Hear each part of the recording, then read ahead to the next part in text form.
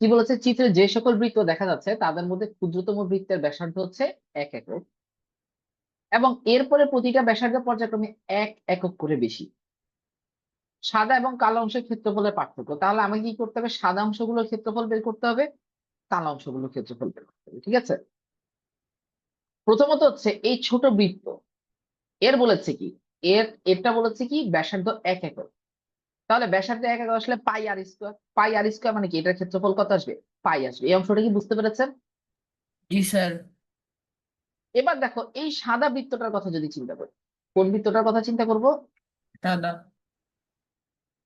এই যে এই সাদা বৃত্তটার কথা যদি আমরা চিন্তা করি, যে এটার ক্ষেত্রফল কত, এটার ব্যাসার্ধ যদি 1 হয়, দেখো এটার ব্যাসার্ধ 1 একক, তারপরটা কত, 2 একক হচ্ছে না, তারপরটার ব্যাসার্ধ কত, এই নীল বৃত্তটার ব্যাসার্ধ কত, 2 দুই একক। একক তাহলে 2 একক আসলে এর ক্ষেত্রফলটা কত আসবে, 4 পাই। 4 পাই। এখন পুরা বৃত্তের ক্ষেত্রফল 4 পাই আসবে, আর এই কালো অংশের ক্ষেত্রফল আছে কত, দেখো পাই। নীল নীল বৃত্তের ক্ষেত্রফল হচ্ছে পাই আর স্কোয়ার মানে 4 পাই আসবে। এর মাঝখানে এই যে কালো অংশটার ক্ষেত্রফল হচ্ছে পাই, তাহলে এই সাদা অংশটার ক্ষেত্রফল কত, 3 পাই। 3 পাই। ঠিক আছে, এবার আমরা তারপরের বৃত্তটাতে চলে যাই, এর বৃত্তটা হচ্ছে সবুজ বৃত্ত, আমাদের এর পরের বৃত্তটা কি, আমাদের সবুজ বৃত্ত।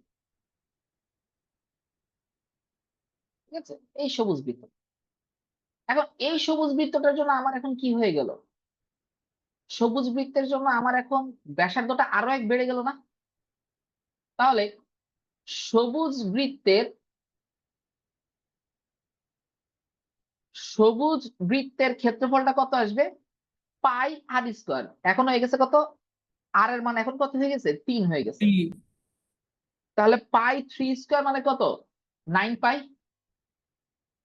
এর মধ্যে আমার এই সাদা সাদা অংশটার ক্ষেত্রফল অলরেডি 4 পাই আছে, সাদা অংশটা অলরেডি 4 পাই আছে, তাহলে এই যে কালো অংশটা, এটার ক্ষেত্রফল কত আসবে, 5 পাই। 5 পাই। দেখো 5 3 8 আর 9 মানে এই পুরাটা, এই পুরাটার ক্ষেত্রফল কত আসবে, এই যে 9 পাই, এই সবগুলোর যোগফল আসবে। এবার দেখো এই সাদা বৃত্তের ক্ষেত্রফলটা কত, এর পরের বৃত্তটাকে আমি ধরো হলুদ দিলাম। ঠিক আছে, হলুদ দিয়ে এর পরের যে বৃত্তটা আছে, এই বৃত্তটার ক্ষেত্রফল কত আসবে, বলতো? একটু আগে ছিল 3 পাই, এখন হয়ে গেছে কত, সরি একটু আগে ছিল দৈর্ঘ্য 3, ব্যাসার্ধ ছিল 3, এখন হয়ে গেছে কত, 4 একক। তাহলে 4 একক আসলে কত আসবে, হলুদ হলুদ বৃত্তের ক্ষেত্রফল কত আসবে, 16 পাই। 16 পাই। এর মধ্যে থেকে অলরেডি 9 পাই হচ্ছে কি, এই যে সবুজটার ক্ষেত্রফল। তাহলে এই সাদা অংশের ক্ষেত্রফলটা কত আসবে, 16 থেকে 9 মাইনাস করলে কত আসে, 12। সাদা অংশটা হচ্ছে 7 পাই, তাই না?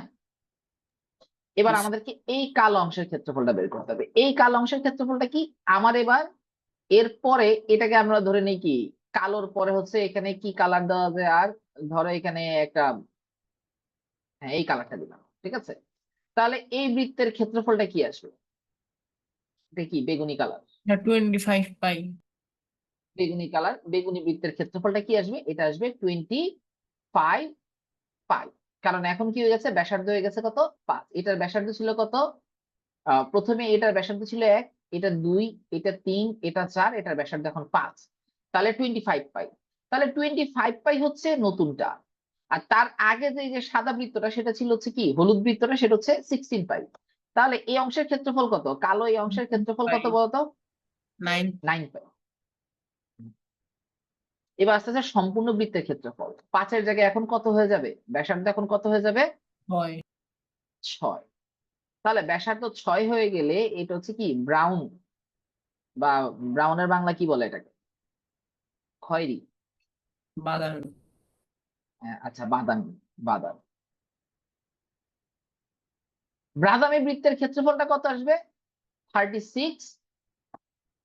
তাহলে এই যে সাদা অংশটা, এই সাদা অংশের ক্ষেত্রফলটা কত আসবে দেখো তো, 35 থেকে 25 বিয়োগ করলে কত? 11।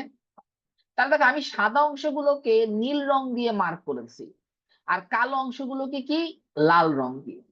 তাহলে সাদা অংশের ক্ষেত্রফল, সাদা অংশের ক্ষেত্রফল কত আসবে বলতো? সাদা অংশগুলোর ক্ষেত্রফল কি? 11 প্লাস 7 প্লাস 3, 11 7 18 3 কত? 21 পাই। আর কালো অংশের ক্ষেত্রফল, কালো অংশের ক্ষেত্রফল কি আসবে? 9 পাই, 5 পাই আর পাই, 9 আর 5 কত? 14, 14 আর এক কত? 15, 15 পাই। তাহলে সাদা ও কালো অংশের ক্ষেত্রফলের পার্থক্য কি আসবে? 21 পাই মাইনাস 15 পাই ইকুয়াল টু আসবে কত? 6 6 পাই। এটাকে যদি আমি পাই এক্স এর সাথে তুলনা করি তাহলে এক্স সমান কত আসবে? 6 6। গুড।